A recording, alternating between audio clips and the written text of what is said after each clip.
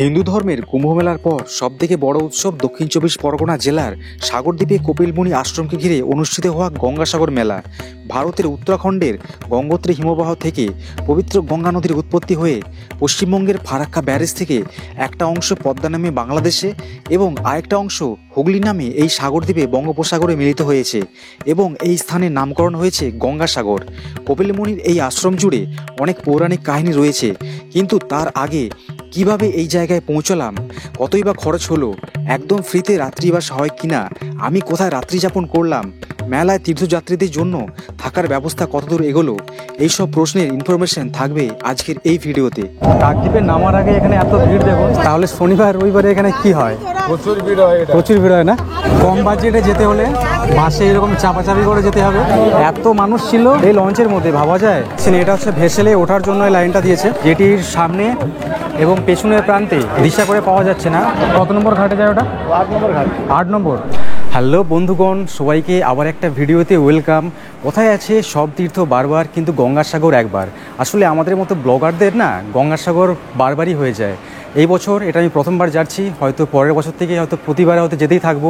গঙ্গাসাগর 3ভাবে যাওয়া যায়, জলপথে, সড়ক পথে এবং রেলপথে। সবথেকে বেশি মানুষ যেটা পছন্দ করে সবথেকে কম খরচে পৌঁছানোর জন্য আজকে সেই মাধ্যমটাই আমি চুজ করছি। দক্ষিণ চব্বিশ পরগনা জেলার গঙ্গাসাগর একটা পবিত্র তীর্থস্থান। ভারতবর্ষের বিভিন্ন জায়গা থেকে প্রচুর ধর্মীয় মানুষ এই সামনের পৌষ মাসের মকর সংক্রান্তিতে পুণ্য স্নানের জন্য ওখানে এসে থাকেন। আজকে আমিও চললাম সেই জায়গাতে, সব কিছু শেয়ার করব আপনাদের এই ভিডিওতে। আমি এখন চলে এসেছি আমার বাড়ির নিয়ারেস্ট রেলওয়ে স্টেশন পাঁশকুড়া জংশনের 4 নম্বর প্ল্যাটফর্মে। এখান থেকে রাত্রি 3:05 লোকাল ধরে সবার প্রথমে পৌঁছবো হাওড়াতে। এই ট্রেনে হাওড়া পৌঁছতে আমার সময় লাগবে 1 ঘন্টা 50 মিনিট। তো এইটুকু সময় রাতের শেষ ঘুমটা ঘুমিয়ে নিই। আপনাদের সাথে দেখা হচ্ছে একদম হাওড়া স্টেশনে নেমে।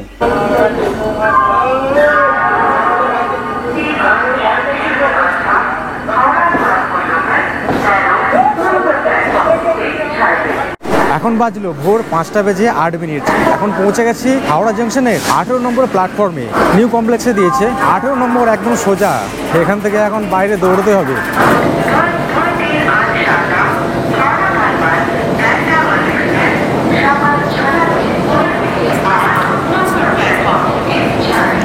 অভ্যাসবশত হাওড়া স্টেশনের বাইরে এসে ব্রিজের সামনে থেকে 1 কাপ চা খাচ্ছি। মুডটা একটু ফ্রেশ করে এখান থেকে আমরা বাস ধরবো। অন্যদিন যেখানে বাস খালি থাকে সকালের এই বাসগুলো, তার জায়গায় আজকে জায়গা হয়েছে একদম বাসের পেছনের সিটে। বাসের মধ্যে ভিড় দেখুন। এখন আজকে ওখানে গিয়ে মনে হচ্ছে পুরো চিড়ের মতো চ্যাপটা হয়ে যেতে হবে। চলুন চলুন, নামুন নামুন নামুন। বাসের ভেতরে এত ভিড় ছিল না, পেছন দিকে বাইরে বেরোতে বেরোতে বাস ছেড়ে দিয়েছে এমন অবস্থা। এখন এই রাস্তা দিয়ে আমরা হচ্ছে এগোবো স্টেশনের দিকে। এখন ঘড়িতে বাজে 6:38। এখন চলে আসলাম শিয়ালদা রেলওয়ে স্টেশনে। হচ্ছে বাইরে 3 রকম অপশন আছে যাওয়ার জন্য। আপনারা কলকাতার ধর্মতলা থেকে ডাইরেক্ট বাসে করে যেতে পারেন কাকদ্বীপ পর্যন্ত, আপনারা বকখালি যাওয়ার বাসে উঠতে পারেন, কিংবা কাকদ্বীপের যে ডাইরেক্ট বাস আছে সেই বাসে উঠতে পারেন, কিংবা ভেসেল সার্ভিসের ব্যবস্থা আছে। আপনারা কলকাতার প্রিন্সেস ঘাট থেকে কিংবা বাসে করে ডায়মন্ড হারবার পৌঁছে ওখান থেকেও যেতে পারেন লঞ্চে করে গঙ্গাসাগর পর্যন্ত। আমি শিয়ালদা স্টেশন থেকে যাচ্ছি লোকাল ট্রেনে করে। আর টিকিট আমি হচ্ছে কেটে নিয়েছি। একটা টিকিটের প্রাইস পড়ছে 25 টাকা করে। 95 কিলোমিটার ডিস্টেন্স। অনলাইনে কেটে নিয়েছি, ভেতরে আর ঝামেলা করবো না। এটা হচ্ছে শিয়ালদার সাউথ সেকশন। শিয়ালদাকে কলকাতার সবথেকে ব্যস্ততম স্টেশন বলা হয়, তার কারণ সকালের এই সময় দেখুন কত পরিমাণে ভিড়। শিয়ালদার এই সাউথ লাইন থেকে আমি ধরছি সকাল 7:14 নামখানা লোকাল। 19 নম্বর প্ল্যাটফর্মে দিয়ে দিয়েছে অনেক আগে থেকেই। সমস্ত মানুষ সব প্ল্যাটফর্মের দিকে এখন দৌড়চ্ছে। তো আমি চেষ্টা করছি যতটা সম্ভব একদম ট্রেনের সামনের দিকে যাব। যদি সিট পাওয়া যায় তাহলে ওখানেই পাবো, না হলে পাবো না।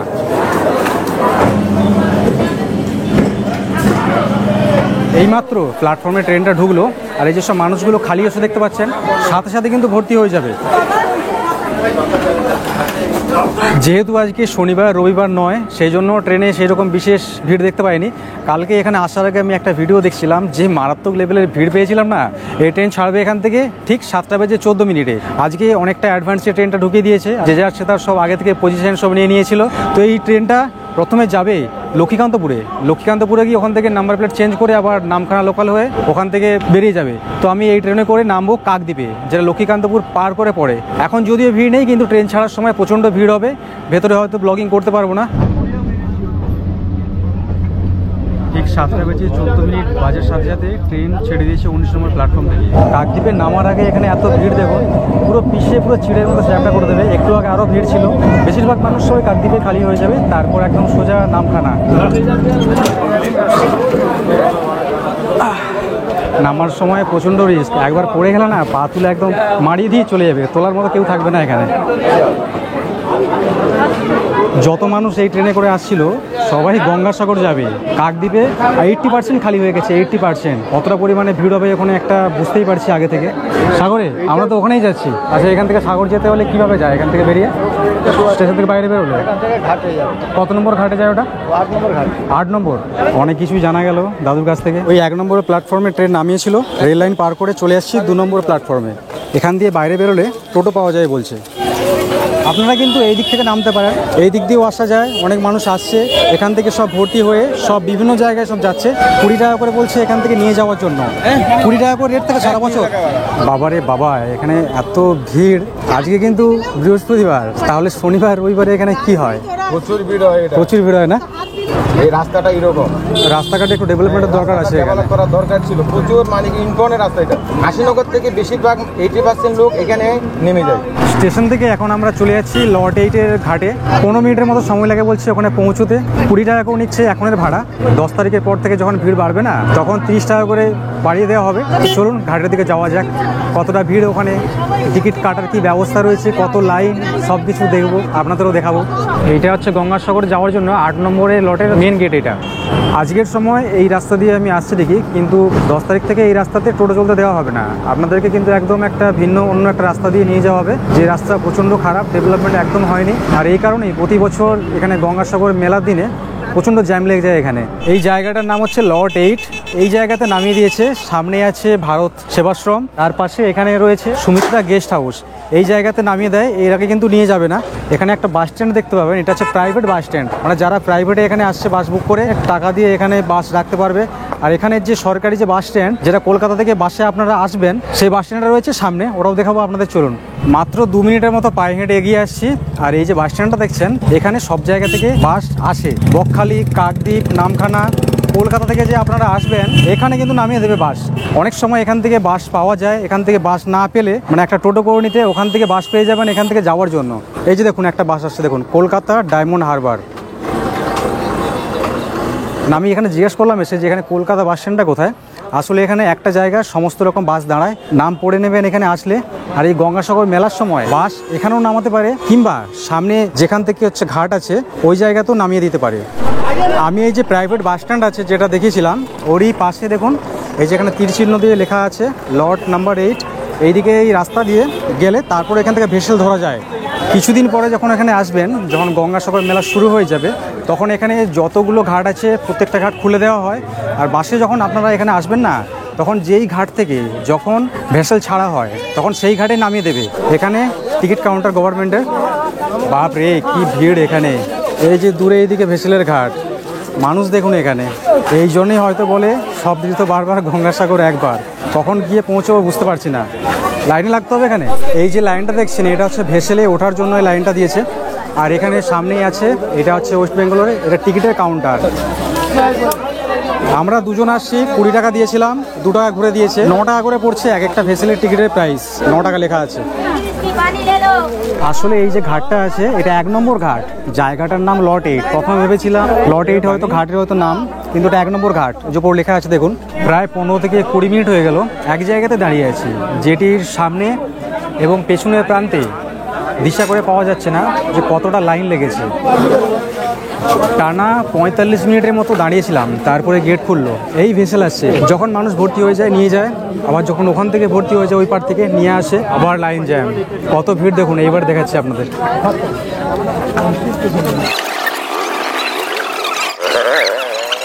অল্প একটু আসলাম, তারপরে আবার লাইনে করে 20 মিনিট আবার এক জায়গাতে দাঁড়িয়ে আছি। ঠান্ডার একটু লেস নেই, প্রচণ্ড গরম লাগছে। এখানে যে জ্যাকেটটা খুলে ব্যাগের মধ্যে ঢোকাবো না, সেই পরিস্থিতিও নেই এখানে।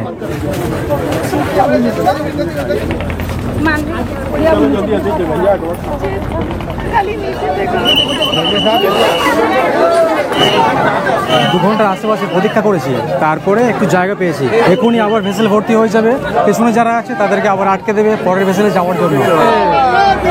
জয় লঞ্চের ক্যাপাসিটি আমার জানা নেই, কিন্তু যে পরিমাণে ভিড় দেখছি কমপক্ষে 1000 মানুষ একসাথে তোলা হয়েছে।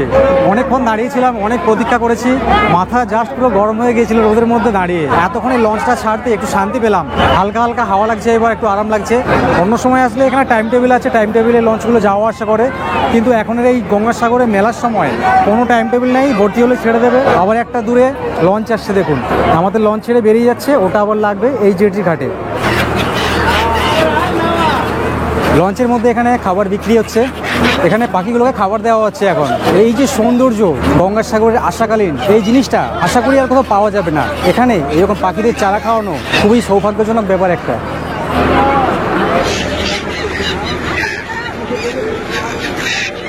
প্রায় 35 মিনিটের মতো সময় লাগলো কচুবেড়িয়া ঘাটে এসে পৌঁছতে।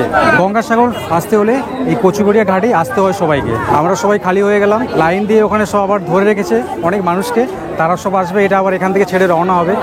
এত মানুষ ছিল এই লঞ্চের মধ্যে, ভাবা যায়। দাদা সামনে না গেলে আমরা যেতে পারবো তো?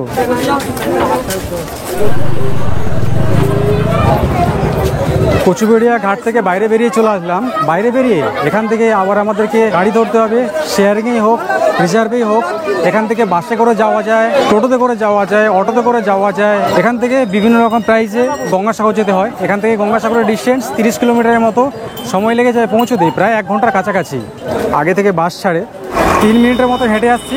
এই যে এটা হচ্ছে বাস স্ট্যান্ড, এখান থেকে বাস ছাড়ে কন্টিনিউয়াস। আর পাশে এখানে শেয়ারিংয়ে যাওয়ার জন্য এরকম গাড়ি পেয়ে যাবেন, 50 টাকা করে নেয় এই শেয়ার গাড়িগুলো, আর বাসে গেলে 40 টাকা করে খরচ পড়ে।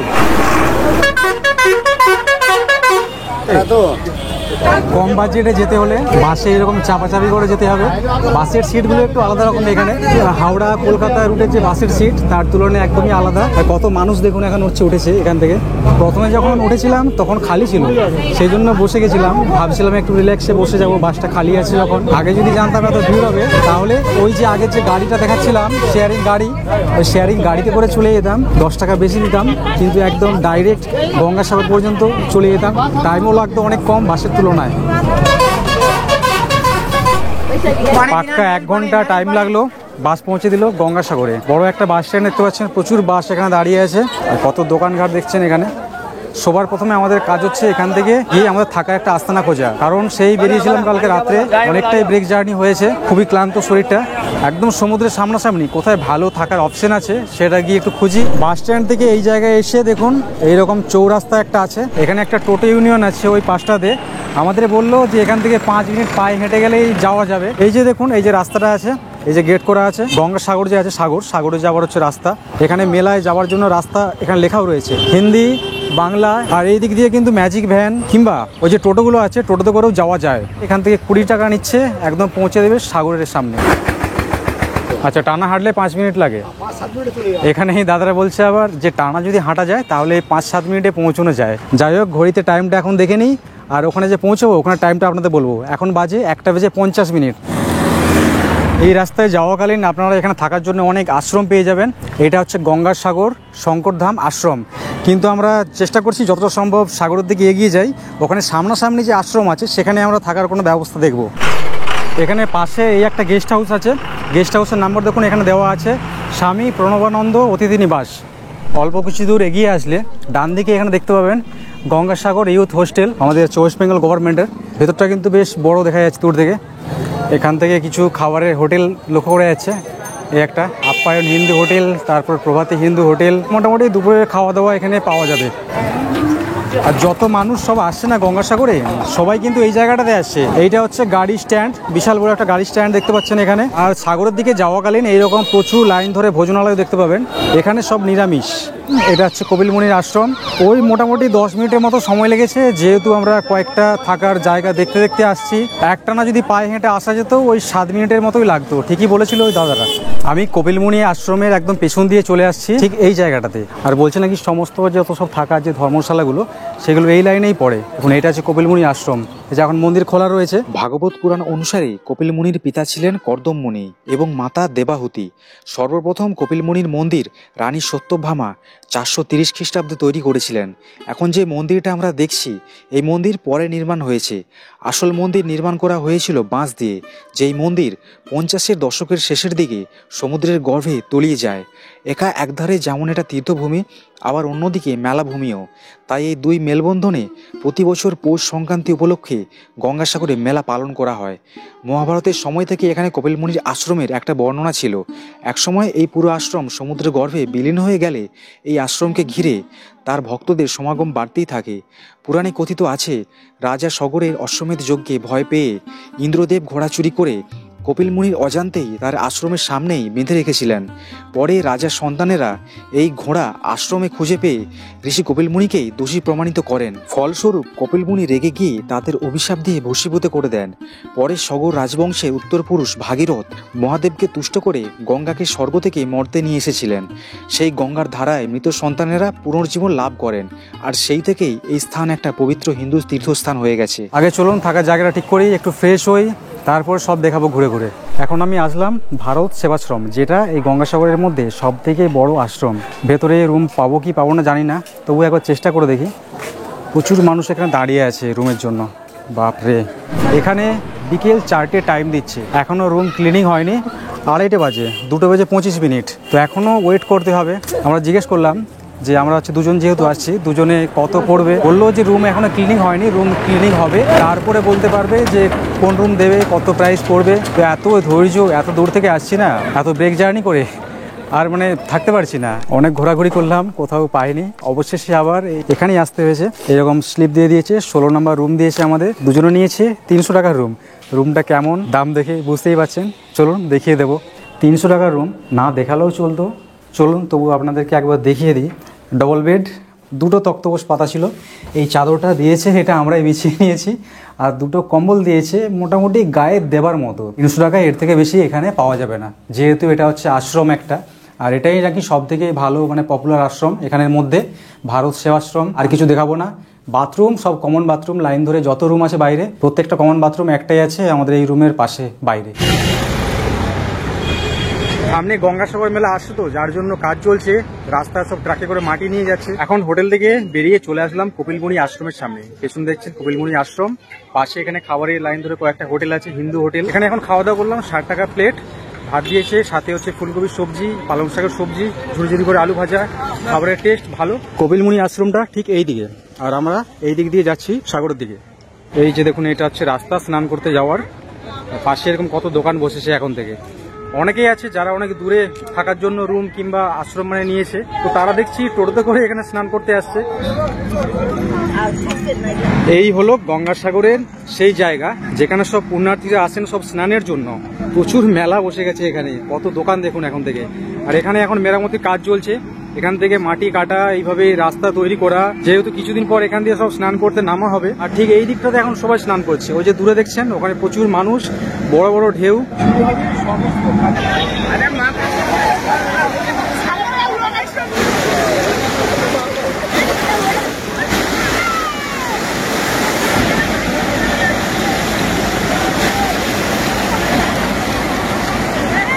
বালির বদলে এখানে এঁটেল, মাটি এবং কাদা। দুবার আমি পড়তে পড়তে রয়ে গেছি, আর অনেকবার দেখলাম যে অনেকজনকে আছাড় খেতে। দূরে ওখানে মাছ ধরার নৌকাগুলো দেখুন, তার সাথে সন্ধ্যেবেলার যে সানসেট কত সুন্দর লাগছে, একদম লাল সূর্য। এখন বাজে রাত্রি 10টা। আমরা হচ্ছে খাবার আনতে আসছিলাম। এখান থেকে স্নান করে গিয়েছিলাম না রুমে, গিয়ে ঘুমিয়ে গিয়েছিলাম। সন্ধ্যেবেলা এখানে আরতি হয়, সন্ধ্যে 7টার সময় আরতি হয়, আর ভোর 5টায় আরতি হয়। যেহেতু আমরা ব্রেক জার্নি করে আসছি, প্রচণ্ড পরিশ্রম হয়েছে, সেই জন্য আর আসতে পারিনি। কালকে অনেকটা বেলা পর্যন্ত আমরা এখানে আছি, কালকে সকালে এখানে আবার আসবো। এখানে সমুদ্র স্নান, কপিল মুনির আশ্রম, এখানে কি কি মেলার প্রস্তুতি হচ্ছে, কি কি হচ্ছে সব কিছু আপনাদের সাথে শেয়ার করব। খাবার এখন নিয়ে চলে যাচ্ছি, কারণ আমাদের 10টার সময় গেট বন্ধ করে দেবে, সেই জন্য আর এখানে খাচ্ছি না, সময় নষ্ট করছি না। রুটি নিয়েছি এখানে, তার সাথে আছে একটা মিক্স সবজি, 40 টাকা করে নিচ্ছে। 4টে রুটি দিয়েছে, 20 টাকার জিলিপি নিয়ে আসছি। তো এগুলো দিয়ে আজকে রাত্রেবেলার ডিনার করে ঘুমাবো। সকাল সকাল ঘুম থেকে উঠে চলে আসলাম আবার সাগরের সাইডে। বেশ এখন বেলা গড়িয়েছে, এখন বাজে 7:16। সকালবেলায় এখন প্রচুর মানুষ এখানে গঙ্গাসাগরে স্নান করার জন্য আসছে। চলুন সব কিছু আপনাদের দেখাবো। খাবারের দোকান টোকান সব কিছু বসে গেছে, বেশ জমজমাট একটা ব্যাপার সকাল সকাল। কত পায়রা এখানে, পেছনে এখানে লাইন ধরে ওই যে সাধু বাবারা বসে থাকে না, সেই জায়গাটা এইদিকে, দুদিকে লাইন ধরে বসে আছে, আমাদেরকে দূর থেকে ডাকছে। কপিলমুনি যে মন্দির আছে তার পাশে এখানে অখিল ভারতীয় শ্রী পঞ্চ রামানন্দীয় নির্মাণী আখাড়া হনুমানগড়ি অযোধ্যা কপিলমুনি মন্দির গঙ্গাসাগর শাখা। চলুন এই ধর্মশালার ভেতরটায় প্রবেশ করি, ভেতরটা কেমন আপনাদের একটু দেখাই। একদম সুন্দর টাইল বসানো দেখছেন, কত বড় একটা হচ্ছে ধর্মশালা, একদম মন্দির লাগোয়া, মন্দিরেরই পাশে। প্রচুর মানুষ এখানে থাকছে দেখতে পাচ্ছেন। এখানে ভেতরে একদম টোটো পার্কিং পর্যন্ত আছে, পার্কিং এর ব্যবস্থা। এই যে ধর্মশালাটা দেখছেন মন্দিরের পাশে, এটি হচ্ছে নিঃশুল্ক ধর্মশালা, এখানে কোনো টাকা পয়সা লাগে না। যে যেমন ডোনেশন দেয় এখানে তাতে এখানে হয়ে যায়। এখানে থাকতে গেলে এখানে এসে বুক করতে হয়। এই ধর্মশালার গেট খোলার সময় ভোর 5টা এবং বন্ধ হয় রাত্রি 10টা। এর ঠিক বাম দিকে এখানে পবিত্র কপিলমুনির সরোবর আছে। এই সরোবর হচ্ছে খুবই পবিত্র। এখানে একটা গঙ্গা মাতার দেখতে পাচ্ছেন বড় একটা মূর্তি আছে, এরকম গেট করে আছে। রাতের সময় এখানে এসেছিলাম, তখন বেশ জায়গাটা নিরিবিলি ছিল। এই হচ্ছে সরোবর, এগুলো সব থাকার অপশন। এগুলো এখানে বসার জন্য এরকম সুন্দর বেঞ্চ করা আছে। এই মন্দিরে যারা পুজো দেবেন তার দেখুন সমস্ত পুজোর যে ডালা সব এখানে পাওয়া যায়। এটা একটা মার্কেট, দুদিকে এরকম রাস্তা আছে। ভেতরে চলে গেলে প্রচুর দোকান আছে, প্রচুর সংখ্যক দোকান। পুজোর ডালা এখান থেকে পেয়ে যাবেন, লেখাও রয়েছে এখানে মন্দিরের প্রচুর ডালা পাওয়া যায়। এটা হচ্ছে গেট নাম্বার 5, এটা হচ্ছে গেট নাম্বার 6, এটা 4 নম্বর, এটা 3 নম্বর, পাশে ওখানে 2 নম্বর, 1 নম্বর, মানে 3টে টোটাল এইরকম মার্কেট আছে। এই মার্কেটে সব কিছু পাওয়া যায়। আর এই হচ্ছে আপনার আমার সবার প্রিয় ভোলানাথ।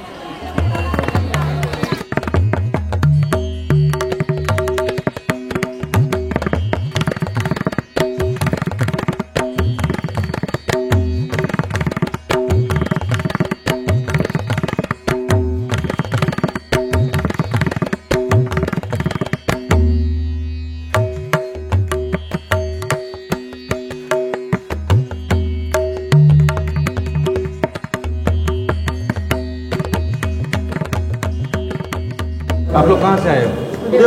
উদয়পুর से, রাজস্থান থেকে। ভোরবেলায় 5টার সময় একবার আরতি হয়েছে, সেই আরতিটাও দেখাতে পারিনি। ভেবেছিলাম একটু তাড়াতাড়ি উঠবো, কিন্তু ভাগ্য খারাপ। এখানে আপনারা যারা তীর্থ করতে আসছেন অবশ্যই ভোরবেলায় 5টার আগে ওঠার চেষ্টা করবেন, তাহলে মন্দিরের যে আরতিটা সেটা দেখতে পাবেন। এই যে মন্দিরটা আছে এই মন্দিরেরই অপোজিটে সোজা রাস্তা একদম বেরিয়ে গেছে একদম গঙ্গাসাগরের দিকে। এইদিকে অনেক মানুষ এখন যাচ্ছে সকালের এই সময়, আমিও যাচ্ছি এই দিকে। এই সময় যারা হচ্ছে আসবেন না, মানে এই 3-4 দিনের মধ্যে, তাদের সব এখানে আসতে হবে স্নান করার জন্য। কারণ বাকি যে ঘাটগুলো আছে ওখানে কাজকর্ম চলছে এখন।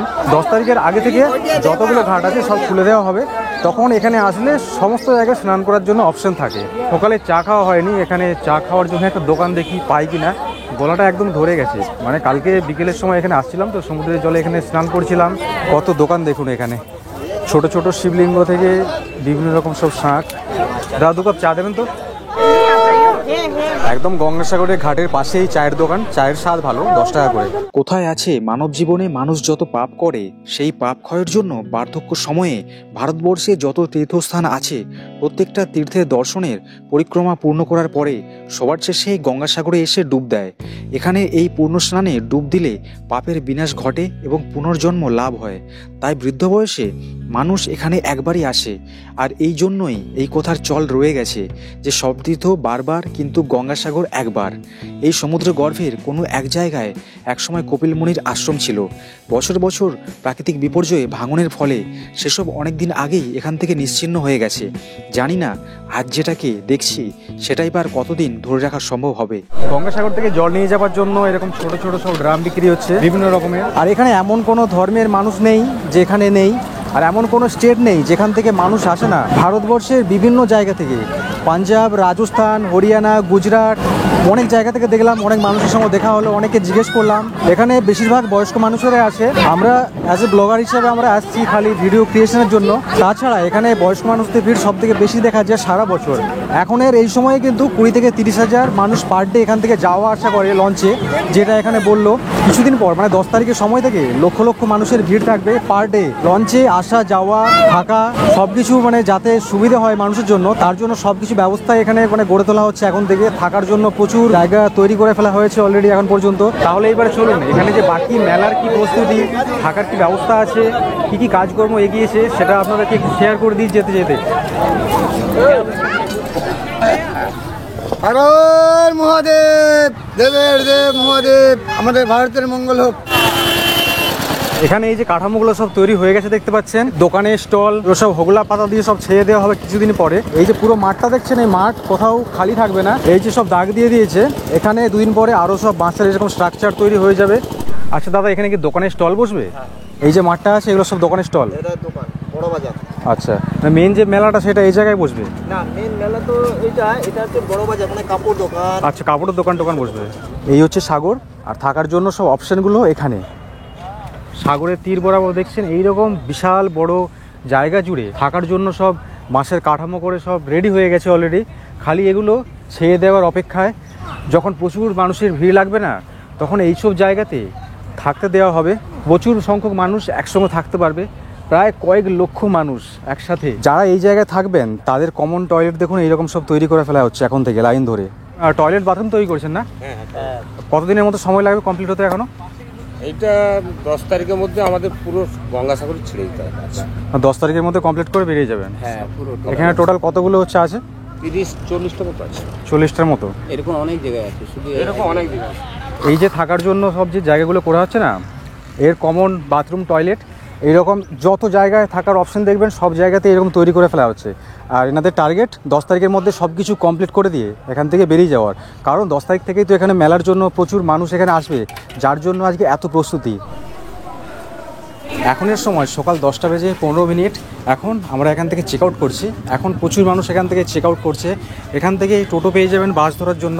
একদিনের জন্য এসেছিলাম এই গঙ্গাসাগরে, খুব ভালো লাগলো। অবশ্যই এখানে আপনারা আসবেন।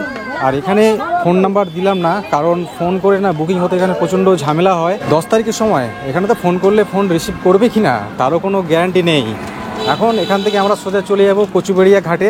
যেভাবে এসেছিলাম লঞ্চে করে আবার 9 টাকা দিয়ে আবার পারাপার হয়ে ওই পারে পৌঁছে, আজকে দুপুরের দেখি একটা ট্রেন আছে, ওই ট্রেনটা যদি ধরতে পারি না সেই জন্য একটু তাড়াতাড়ি বেরিয়ে পড়লাম। এখান থেকে ওই 10:30টার সময় চেক আউট টাইম দিয়েছিল, 10:30 থেকে 11টার মধ্যে আমাদেরকে ছেড়ে দেওয়ার কথা বলেছিলেন। তো আমরা একটু আগেই ছেড়ে দিলাম। তাহলে ভিডিওটা আজকে এখানে কিন্তু শেষ করে দিচ্ছি। ভিডিওটা কেমন লাগলো সেটা অবশ্যই কমেন্ট করে জানাবেন। ভালো লাগলে লাইক করে দেবেন। এই ধরনের ভিডিও আমার চ্যানেলে আবার আসতে থাকবে। আবার দেখা হচ্ছে আপনাদের সঙ্গে অন্য কোনো নতুন কোনো টপিক নিয়ে, নতুন কোনো জায়গা নিয়ে।